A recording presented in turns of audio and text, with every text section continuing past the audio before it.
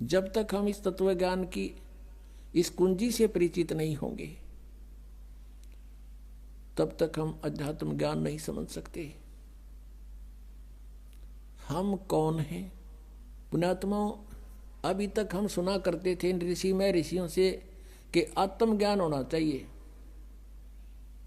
और परमात्मा कहते हैं कूप की छाया और कूप के माही ऐसा आत्मज्ञान। जैसे कुएं की छाया कुएं तक सीमित है, उसके बाहर कोई यूज नहीं कुएं की छाया का। कूप की छाया कूप के माही ऐसा आत्मज्ञान। आत्मज्ञान तो ये है कि हम कौन हैं और कहां से आए हैं, हमारा यहां जीने का उद्देश्य क्या है, ये तो है आत्मज्ञान। और फिर परमात्म ज्ञान कि वो परमात्मा कौन है, कहाँ है, कैसा है, कैसे मिलता है, उसको हम पाने का प्रयत्न कर रहे हैं तो उससे हमें लाभ क्या है, ये परमात्म ज्ञान। तो यहां सत्संग के अंदर आत्म और परमात्म दोनों ज्ञान बताए जाते हैं। आज आप देखते हो जितने भी पुण्यात्मा यहाँ आए हैं, आपने पहली बार यो ज्ञान सुना होगा तो आपकी सुई कभी 100 पर कभी 0 पर, कभी ऊपर कभी नीचे हुई होगी। ये क्या बक रहा है, कहाँ से ले आइए ज्ञान।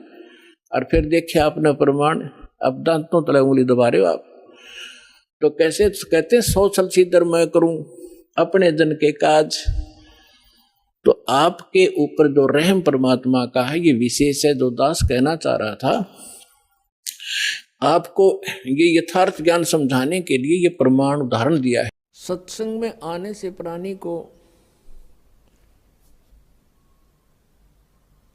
आत्म ज्ञान के साथ साथ परमात्म ज्ञान भी होता है। आत्मज्ञान का अर्थ है कि हम कौन हैं, कहाँ से आए हैं, कैसे यहाँ इस जन्म और मृत्यु के इस घोर संकट में हम फंसे हुए हैं। ये सत्संग से जानकारी होती है और परमात्म ज्ञान उस परम अक्षर ब्रह्म की जानकारी भी सत्संग से ही होती है।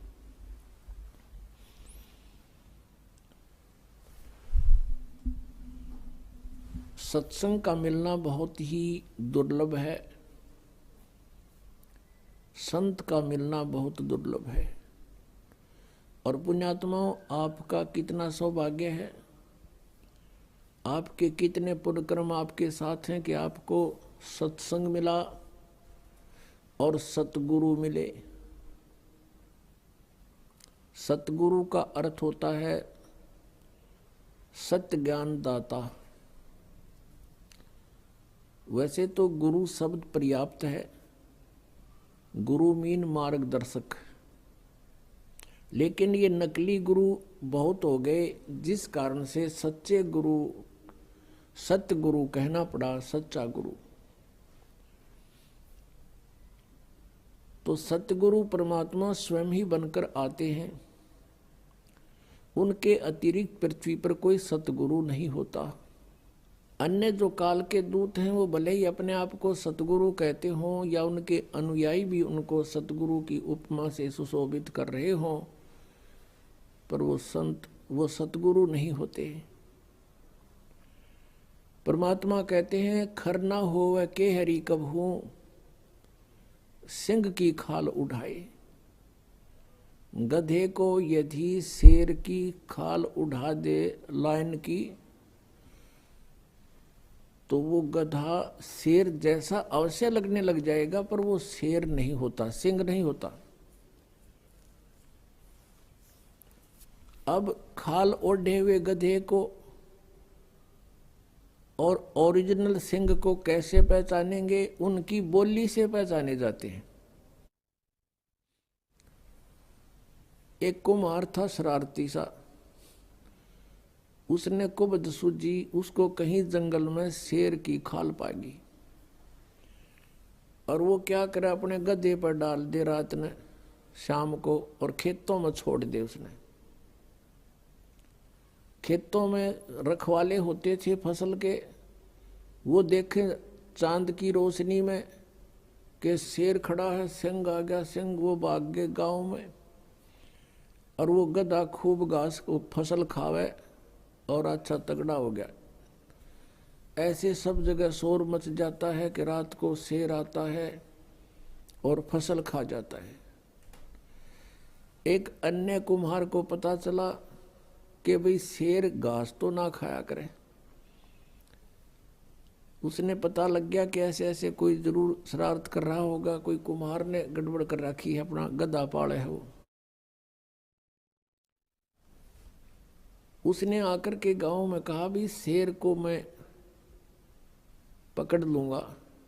गांव वाले कहने लगे भाई नहीं नहीं, खा जाएगा तुझे भी। उसने बहुत कुछ समझा बुझा के कहा कि मेरे साथ चलो। वो 5-4 गधे ले आया अपने और कहा तुम ऊपर बैठ जियो वृक्षों पे चढ़ के और देख लेंगे भाई सिंह होगा, शेर होगा तो गधों को खाने के लिए आएगा। इसलिए गधे वहां खड़े कर दिए और 10-20 व्यक्ति थे, वो वृक्षों पर चढ़कर बैठ गए शेर से डर से। अब थोड़ी सी देर में उन गधा ने अपनी बोली बोली। जो 5-4 गधे थे वो मिलाकर सुर में सुर। उधर से उस गधा जो शेर छोड़ रखा था, खाल उड़ा रखी थी, उस गधे ने भी सुर में सुर मिलाया। वो लग गया हुआ है बोली बोलन करता, ढूंचू ढूंचू, वो वहीं आ खड़ा हुआ। इतना उछल कूद करी, वह खाल उतर गई उसकी। फिर वो पकड़ा, उसको मार गड़िया। फिर गांव वाला ने अब चलो खेती खवाई सो खवाई, तो नाम डरा भी दिए। तो पुण्यात्मा गधे की और शेर की बोली से पहचान होती है, सतगुरु और असतगुरु की उनके ज्ञान से पहचान होगी। अब ये ज्ञान आपके समक्ष करेगा ये दास के सतगुरु यानी सिंह की आवाज कैसी होती है और नकली सतगुरु की आवाज कैसी होती है। उनके ज्ञान से पता चलता है सतगुरु और असतगुरु का।